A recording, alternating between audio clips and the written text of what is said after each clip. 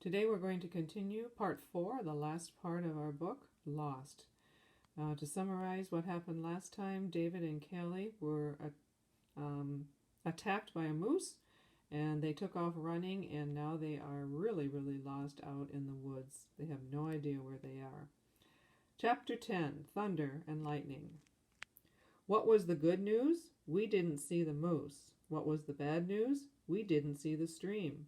We couldn't see any trail either. Now, how would we find our way back?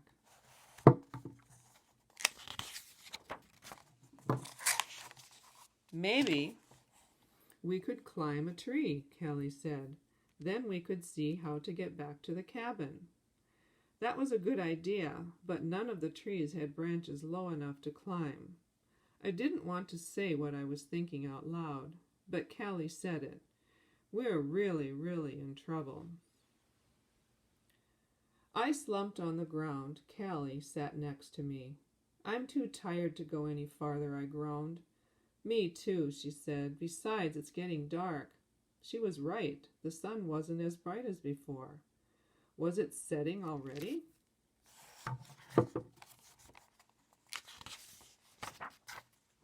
What would we do if we had to spend the night in the woods? Or 2 nights? Or forever? Thunder rumbled. The darkness was a storm rolling in. Great, said Kelly. Now it's going to rain on us. We have to get off this hill, I said. Why? She asked.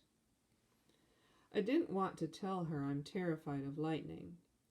You shouldn't stand under a tree in a thunderstorm, I said. Look around. We're under about 10 of them.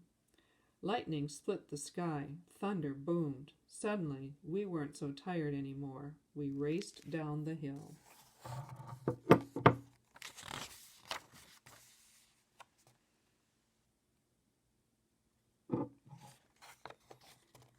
At the bottom,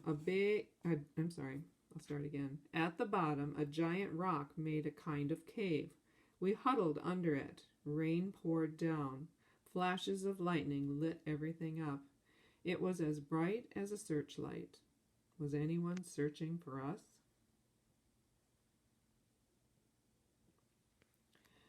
Chapter 11. Another brilliant idea? If you die in Alien Death Trap, you just start over again. What if we died here? Would anyone even know what happened to us? I guess I'm never going to make it to Hero First Class, I said.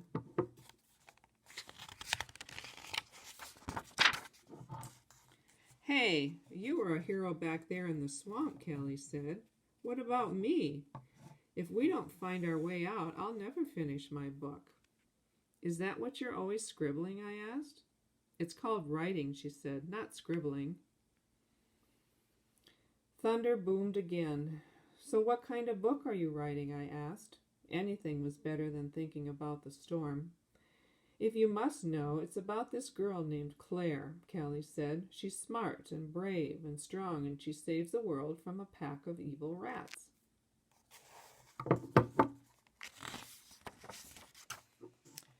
And she thought aliens were stupid? If Claire's so smart, what would she do now? I asked.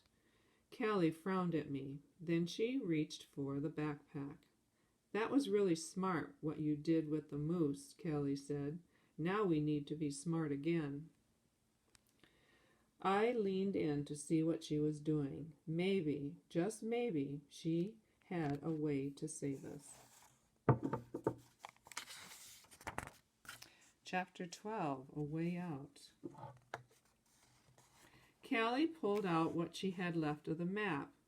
If we can remember the missing parts of the map, maybe we can find our way back, she said. I nodded. What else could we do besides starve to death or get killed by lightning? Callie tore a blank page out of her notebook. She lined it up next to the map. I looked at the half we had. This blue line is the stream, I said. It ends at some green squiggly lines. I bet that's the swamp, Callie said. Her pencil flew with a few quick lines. She drew a moose.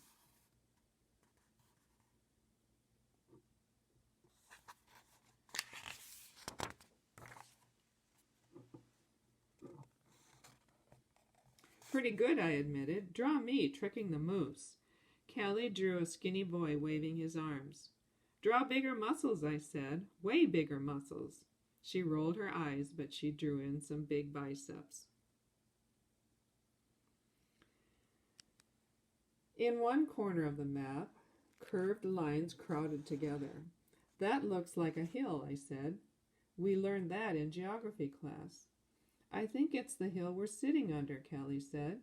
She drew two little people huddled under a rock. Try to remember what the other half of the map looked like, she said.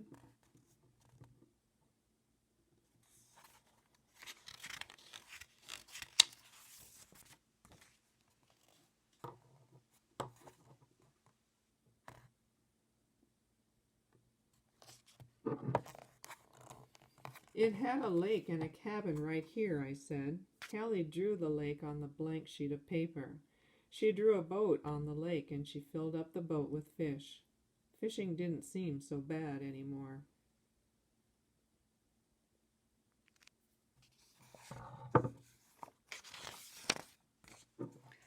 I closed my eyes and tried to remember sitting in the boat. My eyes flew open.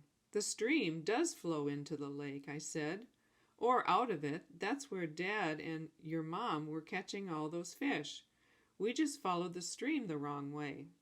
Callie drew the stream so it connected with the blue line on the map. Hey, I said, didn't we see a big hill from the boat? Her eyes lit up. It was a whole different color of green, she said. I was wishing I had another green pencil so I could draw it right. I bet this is that same hill.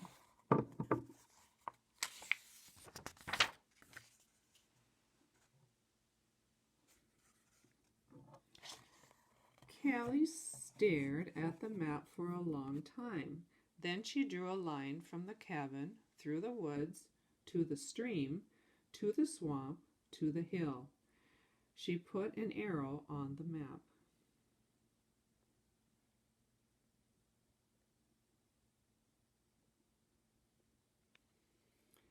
When it stops raining, we should go that way, she said.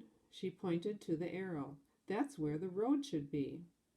What if it's not? I asked. Then we're still lost, she said. What have we got to lose? Another shoe, I thought, or our lives, but I didn't say it. Chapter 13. Will it work? The bad news about thunderstorms is the thunder and lightning. The good news about thunderstorms is they don't last long. Pretty soon the sun came out. Everything sparkled. Callie held up the torn map and the one she'd drawn. It wasn't much, but it was all we had. North is the top of the map, she said. And the sun goes east to west, I said. I didn't want her to think she was the only smart one.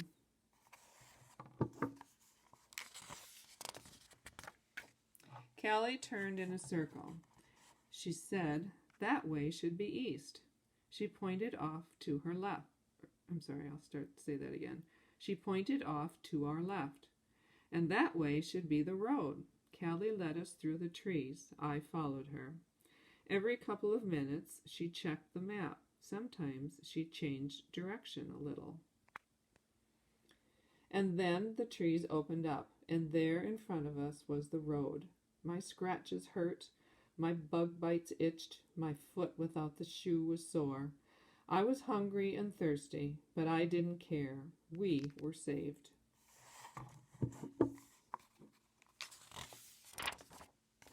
Chapter 14, The Peace Treaty. We started down the road. That was pretty cool how you drew that map, I said. Someday I'm going to be an artist, she said. Someday I'm going to make up my own computer game, I said. Callie grinned. You could call it Wilderness Death Trap, she said. I grinned back, or Moose Attack. My foot hurt, but I tried not to slow down. I was hoping Dad and Aunt Lena were still out on the lake. Then I heard them. They were yelling our names. We walked around a bend in the road. There stood Dad and Aunt Lena. They didn't look happy.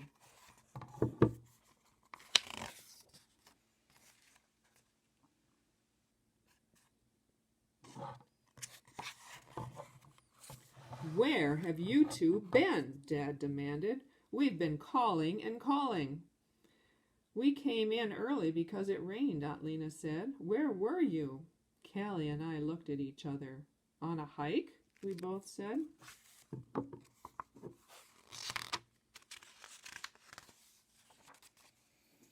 Aunt Lena and Dad were no dummies. They looked at the scratches on our legs and arms. I'll say that again. They looked at the scratches on our arms and legs. They looked at our muddy clothes. They looked at my foot without a shoe. Did you get lost? Dad asked. A little, I said, but Callie found the way back again. And David saved me from a moose, said Callie. A moose? Aunt Lena grabbed Callie. Dad looked at me. You did? He asked. Then he frowned. I think you'd better go fishing with us from now on.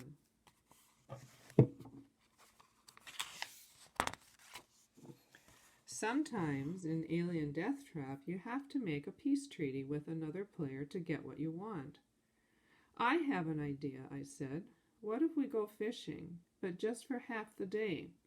Then we do what we want for half the day. Dad and Aunt Lena looked at each other. Maybe fishing all day is a lot to ask, said Dad. Yeah, Callie said, a lot. What will you do for the other half of the day? Aunt Lena asked. I thought fast. I was going to ask Callie to show me how to draw a moose, I said. Callie shot me a look of surprise. But then she said, and I was hoping David would teach me how to play Alien Death Trap, but his battery is dead. I wanted to hug her. Almost. Dad and Aunt Lena smiled at each other. Their kids were getting along. Okay, said Aunt Lena, it's a deal. And you do need a new shoe, Dad said, frowning at my bare foot. We'll take you to town tomorrow. You can recharge your battery at the library. And Callie needs more pencils, I reminded them. You must be hungry, Dad said. Let's get some supper. Fish? I asked. They weren't biting, said Aunt Lena. How about hot dogs instead? Good, I said. I'm as hungry as a bear.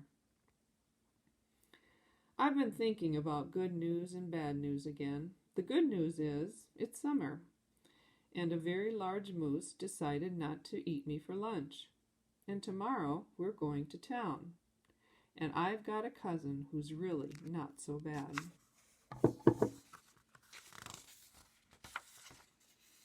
What's the bad news?